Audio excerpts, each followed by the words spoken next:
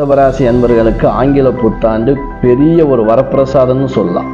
நடக்கணும்னு காத்துக்கிட்டு இருந்தீங்களோ அது நடக்க போதுங்க. நல்ல விஷயம். ஜோதி மணிவசை நேயர்களுக்கு வணக்கம். இந்த வீடியோவில் நம்ம பார்க்க இருக்கிறது ஆங்கில புத்தாண்டு 1/1/2025 ரிஷபராசிக்கு எப்படிப்பட்ட பலன் இருக்க போகுது, இந்த ஆண்டாவது ஒரு நல்ல விஷயம் நடக்குமா, எத்தனையோ பேர் இந்த பிறக்கிற ஆண்டு ஒரு மாற்றம் நிகழுமா அப்படின்னு எதிர்பார்த்துருக்கக்கூடிய இந்த காலகட்டத்தில் அவர்களுக்கு நம்ம என்ன சொல்லலாம், அந்த கோச்சார கிரக நிலைகள் என்ன சொல்ல போகுது அதைத்தான் நான் உங்களுக்கு சொல்ல போகிறேன். அன்னைக்கு நீங்கள் இந்த 1/1/2025 நள்ளிரவு 12:01 AM புதன்கிழமை பூராட நட்சத்திரம் கடைசி பாதத்தில் தான் இந்த வருஷம் பிறக்குது. பிறக்கும்போது லக்கணம் பார்த்தீங்க அப்படின்னா கன்னி லக்கணம், அருமையான லக்கணம். ரிஷபராசிக்கு ஒரு நட்பு லக்கணத்தோடைய, அதாவது 5ஆம் அதிபதியாக சொல்லக்கூடிய புத பகவானும் 2ஆம் அதிபதி 5ஆம் அதிபதியான புத பகவானுடைய லக்கணம், உச்சம் ஆட்சி பெறக்கூடிய லக்கணம். இந்த ஆண்டை பொறுத்த வரைக்கும் ரிஷபராசிக்கு நினைத்த காரியங்கள் எல்லாம் கைகூடக்கூடிய ஒரு அற்புதமான நாள் அப்படின்னு நம்ம சொல்லலாம். அப்போ ரிஷபராசி அன்பர்கள் இந்த ஆண்டு துவக்கத்தில் என்ன செய்யலாம், என்ன தான தர்மங்கள் செஞ்சால் நல்லது, எந்த தெய்வத்தை வழிபட்டால் இன்னும் சிறப்பாக இருக்கும், எந்தெந்த காரியங்கள்னால நமக்கு ஜெயம் உண்டாக போகுது அப்படிங்கிறத நம்ம பார்க்கலாம். ரிஷபராசியை பொறுத்த வரைக்கும் கால புருஷனின் 2வது வீடு. எப்பவுமே ரிஷபராசி அன்பர்கள் செல்வாக்கா சந்தோஷமா ஜாலியா இருக்கணும் அப்படின்னு நினைக்கிறவங்க. பணப்புழக்கம் இல்லை அப்படின்னாவே அவங்க சோர்ந்துருவாங்க. அந்த சந்தோஷம் இல்லை அப்படின்னாலும் அவங்களுடைய சக்தி இழந்துரும். அப்படிப்பட்ட இந்த ரிஷபராசி அன்பர்களுக்கு இந்த ஆங்கில புத்தாண்டு மிகப்பெரிய ஒரு மாற்றத்தை கொடுக்கறதுக்கு தாங்க வந்திருக்கு. சரி, எப்படிப்பட்ட மாற்றங்கள் நிகழும் நீங்க பார்த்தீங்க அப்படின்னா, உங்களுடைய ராசிலேயே குரு பகவான் இருக்கார், ஜென்ம குரு. எவ்வளவு பிரச்சனைகள் வந்தாலும் எவ்வளவு நெருக்கடி வந்தாலும் நீங்க சமாளிக்கக்கூடிய ஒரு அன்பர்களாக மாறிவிடுவீர்கள். 3ஆம் இடத்துல செவ்வாய் நீச்சமா இருக்கு. கொஞ்சம் அண்ணன் தம்பி உறவுக்கு கொஞ்சம் கவனமா இருந்துக்கிறீங்க. அதே மாதிரி நீங்க ஒரு ஒப்பந்தம் மூலியமா ஏதாவது ஒரு பிசினஸ் தொழில் பண்றீங்க அப்படின்னா கொஞ்சம் ஜாக்கிரதையா இருந்துக்கிறது நல்லது. 5ஆம் இடத்துல கேது இருக்கிறதுனால வருஷம் பிறந்த உடனே முதல்ல நீங்க செய்ய வேண்டிய விஷயம் குலதெய்வ வழிபாடு. உங்களுடைய குலதெய்வத்துக்கு உங்களுடைய வழக்கப்படி நீங்க எப்படி பூஜைகள் புனஸ்காரம் செய்வீங்களோ, என்ன படைகள் நிவேதானங்கள் போடுவீங்களோ அது மாதிரி நீங்க போய் உங்க வழக்கம் போல வழக்கமா நீங்க என்ன செய்வீங்களோ அதை செஞ்சு வழிபட்டு குலதெய்வத்துடைய ஆசீர்வாதத்தோட இந்த ஆண்டு உங்களுக்கு சிறப்பாகவே இருக்கும். மற்றபடி பார்த்தீங்க அப்படின்னா, உங்களுடைய லக்னாதிபதி, அதாவது உங்களுடைய ராசியாதிபதி ரிஷபராசிக்கு லக்கணம் 5வது லக்கணமாக இந்த வருஷம் பிறக்குது. பூர்வ புண்ணியஸ்தான லக்கணமாக இருப்பதால் குடும்ப விருத்தியாகும். திருமணத்துக்காக, அதாவது திருமணம் வயசுக்கு திருமணம் ஆகாமல் இருக்கக்கூடிய ஆண் பெண் அன்பர்களுக்கு கண்டிப்பாக ஒரு நல்ல வரன் அமையும். அதில் எந்த ஒரு மாற்றமும் இல்லை. ஆனால் குலதெய்வ வழிபாடு கண்டிப்பாக அவசியம். அதே போல தர்மங்கள் நான் ஏற்கனவே இதுக்கு முன்பாக மேஷராசி கொடுத்துருப்பேன். தான தர்மங்கள் இல்லாதப்பட்டவர்களுக்கு செய்வது உத்தமம். எத்தனையோ இப்போ நீங்கள் ரிஷபராசிக்கு என்ன சிறப்பு கொடுக்கக்கூடிய தானம் அப்படின்னு கேட்டீங்க அப்படின்னா, இனி வரக்கூடியது மார்கழி மாதம் கொஞ்சம் தை 15 வரைக்கும் இந்த பனி கொஞ்சம் அதிகமாக இருக்கும், குளிர் அதிகமாக இருக்கும். ரோட்டு ஓரத்தில் எத்தனையோ பேர் வீடு இல்லாமல் படுத்து கிடப்பாங்க. அவங்கள பார்த்தீங்கன்னா பெட்ஷீட் வாங்கி கொடுங்க. வசதி இருந்தா, வசதி இல்லைன்னா ஒன்றும் தேவையில்லை, கடவுள் கொடுக்கும்போது நம்ம செஞ்சுக்கலாம். சரிங்களா? அப்படி வசதி இருந்தால் நீங்கள் ஒரு பெட்ஷீட்டுக்கு என்ன ஒரு 10 பெட்ஷீட்டு கூட நீங்கள் தாராளமாக வாங்கி கொடுங்க. ஏன்னா வாழ்க்கையில் உங்களுக்கு ஒரு நல்ல மாற்றத்தை கொடுக்கக்கூடிய ஆங்கில புத்தாண்டு தான் இது. அப்படிப்பட்ட இந்த ஆங்கில புத்தாண்டு உங்களுக்கு ஒரு மிகப்பெரிய ஒரு மாற்றத்தை நிகழ்த்த உள்ளது. நீங்கள் உங்களுடைய வழியில் ஒரு முடிவு எடுக்கணும். நான் இப்படி தான் இருக்கணும், நான் இதை கடைபிடிக்கணும், எனக்கு இந்த கிட்ட பழக்கத்திலேருந்து நான் ஒதுங்கணும் அப்படி நீங்கள் நினச்சிங்கன்னா இந்த 1/1/2025 பயன்படுத்திக்கிறீங்க. ஒரு கோவிலில் போய் கற்பூரம் ஏற்றி என்னுடைய வாழ்க்கை இப்படி தான் இருக்கணும், நான் இதெல்லாம் கடைபிடிக்க போகிறேன், என் வாழ்க்கையில் தவறானது இதெல்லாம் நான் விட்டு விலக போகிறேன் அப்படின்னு ஒரு சத்திய பிரமாணம் எடுத்துக்கிறேங்க. இந்த வருஷ துவக்கத்தில் நீங்கள் செய்யக்கூடிய அந்த சத்திய பிரமாணம் உங்களை வழி நடத்தி கொண்டு செல்லும். உங்கள் வாழ்க்கையில் ஜெயம் உண்டாக்கும், காரியம் வெற்றி தரும். அதை விட இதில் ஒரு முக்கியமான விஷயம் என்னன்னா, இந்த லக்கணத்துக்கு உங்களுடைய ராசியாதிபதி 1 2 3 4 5 6ஆம் இடத்தில் சனி பகவானோடு சேர்ந்திருக்கார். உங்க ராசிக்கு 7 8 9 10ஆம் இடம். சனி பகவான் ஆட்சி நிலைமையில் இருக்கும்போது அந்த 10ஆம் அதிபதியோடு சேரும்போது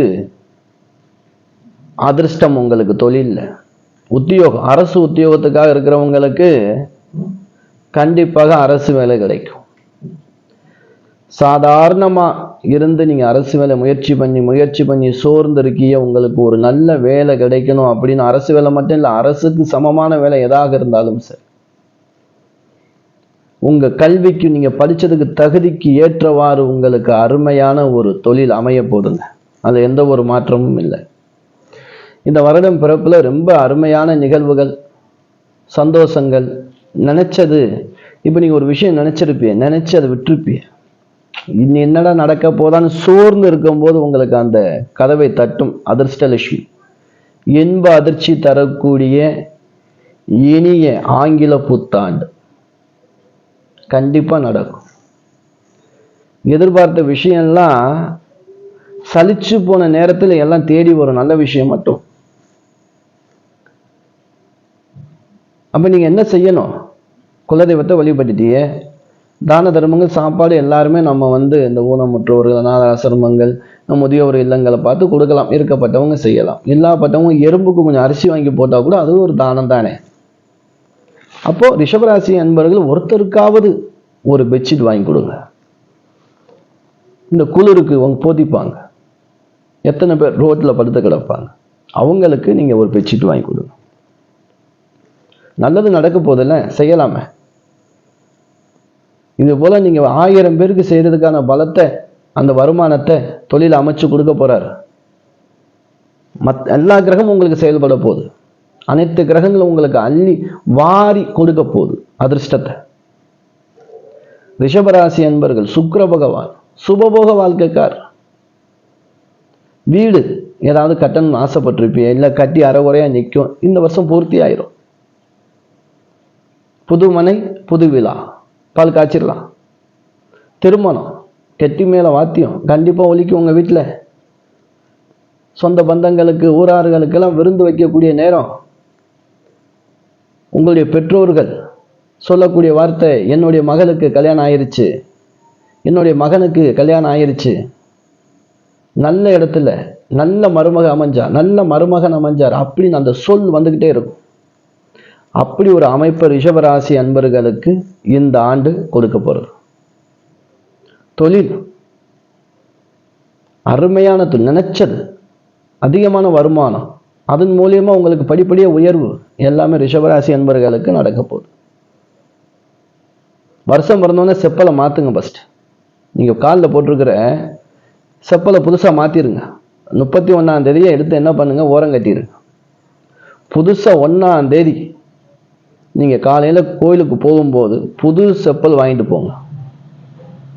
கண்டிப்பாக நல்ல மாற்றம் கிடைக்கும். இல்லை யாருக்காவது நான் சொன்ன மாதிரி பெட்ஷீட் வாங்கி கொடுத்துருங்க, செப்பல் கூட நீங்க வாங்கி கொடுக்கலாம். ஏன்னா சனி பகவானோடு சேர்ந்த சுக்கிரன். அதே போல துப்புரவு பணியாளர்கள், உங்க ஊருக்கு கண்டிப்பாக நீங்க இருக்கிற இடத்துக்கு ஒரு துப்புரவு பணியாளர்கள் அங்கே இருப்பாங்க. அவங்களுக்கு நீங்க செப்பல், உடை வாங்கி கொடுக்கலாம். நல்ல உணவு வாங்கி கொடுங்க, சாப்பிட்றதுக்கு ஒரு வேளை சாப்பாடு வாங்கி கொடுங்க. இந்த மாதிரி விஷயங்கள் நீங்க செய்யும் போது உங்களுக்கு நல்ல விஷயம் தேடியே வரும். ஏன்னா வருஷம் அருமையான வருஷம், மாற்றம் நிகழப்போது ரிஷபராசி அன்பர்களுக்கு. காரியம் ஜெயந்தாங்க, பயம் தேவையில்லை. என்னடா நடக்குமா அப்படின்னு நினைக்காதீங்க, நடக்கும், நல்ல விஷயம் நடக்கும். நீங்க வருஷம் பிறகு 31ஆம் தேதி இரவு நீங்க கடவுளை வேண்டிட்டு தூங்குங்க. காலையில 1ஆம் தேதி விடிஞ்சிரும், வருஷம் பிறந்துடும். அந்த வருஷம் நீங்க செய்ய வேண்டிய விஷயம், உங்க வீட்டில் வெளியில வந்துடாதீங்க. வீட்டில் விளக்கேற்றி உங்களுடைய சுவாமி பூஜை அறையை நல்லா ரெடி பண்ணி வச்சுக்கிறோங்க. முதல் நாள் நைட்டு ஏதேனும் பழங்கள் வாங்கி வச்சுக்கிறோங்க. வெத்தலை, களிப்பாக்கு, சில்ற காயின்ஸு, கல் உப்பு, இந்த மாதிரி லட்சுமியோடைய அம்சங்களை நிறைச்சி வச்சுக்கிறோங்க. காலையில் விளக்கு ஏற்றிட்டு அது முகத்தில் நீங்கள் முழிங்க. சங்கல்பம் பண்ணுங்க, நான் இந்த வருஷம் இதைத்தான் கடைபிடிக்க போகிறேன். சிலருக்கு தவறான ட்ரிங்க்ஸ் பழக்கம் இருக்கலாம், இல்லை புகை பழக்கம் இருக்கலாம், இல்லை ஏதேனும் ஒரு வழியில் அந்த கெட்ட பழக்கத்தில் அவங்க கொஞ்சம் தொத்திக்கிட்டு இருப்பாங்க. அவங்கெல்லாம் முயற்சி பண்ணுவாங்க, இதை விட்டுறணும். ஆனால் இந்த வருஷம் பிறக்கும் போது அவங்களுக்கு ஒரு மனநிலை உருவாகும். இது வருஷ துவக்கம், இதுலேருந்து நம்ம சரி பண்ணிடுவோம், இதுலேருந்து இதை நிறுத்திடுவோம், ஒரு நல்ல வழியில் போகலாம் அப்படின்னு. அந்த மாதிரி நீங்கள் இருக்கிறவங்களா இருந்துச்சு அப்படின்னா, நான் சொல்கிற மாதிரி உங்கள் வீட்டில் நீங்கள் விளக்கேற்றி வச்சு உங்கள் குலதெய்வத்தை நீங்கள் சத்தியப்பிரமாணம் பண்ணி உங்கள் வாழ்க்கையை ஒரு நல்ல மாற்றத்துக்கு கொண்டு வாங்க. ஜெயம் உண்டாகும். அதுக்கப்புறம் நீங்கள் வந்தவொடனே வெளியில் நீங்கள் உங்கள் ஊருக்கு அருகாமையில் இருக்கக்கூடிய ஆலயங்களுக்கு போய் தேங்காய் பழம் வாங்கி அர்ச்சனை பண்ணிக்கிறேங்க. அன்னைக்கு யாருக்காவது உணவு கண்டிப்பாக கொடுங்க. நான் சொன்னது போல் இந்த ஆண்டு துவக்கத்திலேயே பெட்ஷீட் வாங்கி கொடுத்துருங்க. ரொம்ப நன்மை நடக்கும். ரிஷபராசி அன்பர்களுக்கு ஆறுதல் சொல்கிறதுக்கும் நண்பர்கள் உருவாகுவாங்க.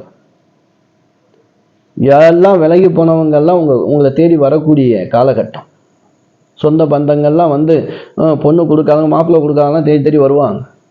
என் பொண்ணை கட்டிக்க, என் பையனை கட்டிக்க அப்படிலாம் சொல்லி வருவாங்க. ஏன்னா நீங்கள் ஒரு நல்ல உச்ச நிலைமைக்கு நீங்கள் போக போகிறது உங்களுக்கே தெரியும். இந்த வருஷம் பிறந்து கொஞ்சம் மாதங்கள்லேயே சில மாதங்கள்லேயே தெரிய ஆரம்பிச்சிடும். உங்களுடைய மாற்றங்கள், உங்களுடைய நடவடிக்கை எல்லாமே மாறும். நீங்கள் கெத்தாக இருப்பீங்க.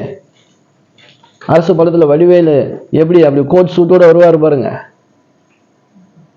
அது மாதிரி இனிமேல் உங்களுடைய கெட்டப் மாறும், உங்களுடைய வாழ்க்கை மாறும். வேற லெவல். ரிஷபராசி அன்பர்களுக்கு இனிமே யாரும் உங்கள் பக்கத்தில் நெருங்க முடியாது. பகையெல்லாம் ஓடி போயிடுவான். உங்களை சூழ்ச்சி பண்ணி தோக்கடிச்சவங்களாம் தோத்துருவான். ஜெயிக்கிறது நீங்கள் தான். அப்படி தோல்வினா நீங்களே அதை ஏற்படுத்திக்கிட்டா தான். அதில் மட்டும் கொஞ்சம் கவனமாக ஜாக்கிரதையாக இருந்துக்கிறங்க. மற்றபடி உங்களை அசைக்க முடியாது. இந்த ஆண்டு ஆட்சி பெற்ற கிரகத்தோடு சேர்க்கை. உங்கள் ராசி அதிபதி லக்கணத்துக்கு 6ஆம் அதிபதியோடு சேர்ந்த சுக்கிரன் பலமாக இருக்கான். எதிரிகளை ஓட ஓட விரட்டக்கூடிய ராசி. கிட்ட யாரும் வரமாட்டாங்க பிரச்சனைக்கு. இனி உங்களுடைய பொற்காலம்தான். ஜெயிக்கலாம். இந்த வீடியோ பிடிச்சிருந்துச்சு அப்படின்னா லைக் பண்ணுங்கள், ஷேர் பண்ணுங்கள். அப்படியே நம்ம சேனலில் புதுசாக பார்க்குறவங்க சப்ஸ்கிரைப் பண்ணிக்கிறங்க. அடுத்து வீடியோவில் சந்திக்கும் வரை நான் உங்கள் ஈஸ்வரன், சீதாராம ஜோதிடர். நன்றி, வணக்கம்.